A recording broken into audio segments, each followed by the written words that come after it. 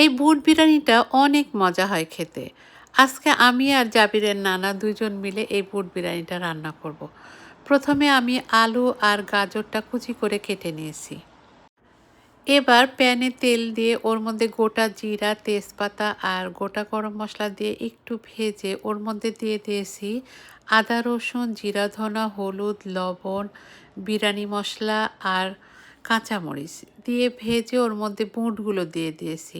বুটগুলো একটু নেড়ে চেড়ে ওর মধ্যে দিয়ে দিয়েছি আলু আর গাজর, আর দিয়ে দিয়েছি কিছু পেঁয়াজ দিয়ে এটা একটু কষিয়ে নিয়েছি। কষানো হয়ে গেলে আমি চালগুলো ঢেলে দিয়েছি।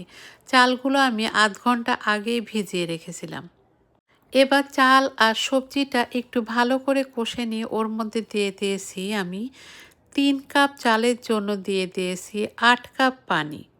কারণ এখানে বুট, আলু, গাজর আছে, এগুলো থেকেও পানি টানবে।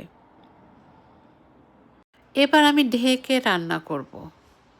এই তো 15-20 মিনিট পরে আমি যখন পানি শুকিয়ে গেছে তখন নেড়ে দিয়েছি। উপর দিয়ে দিয়ে দিয়েছি ঘি,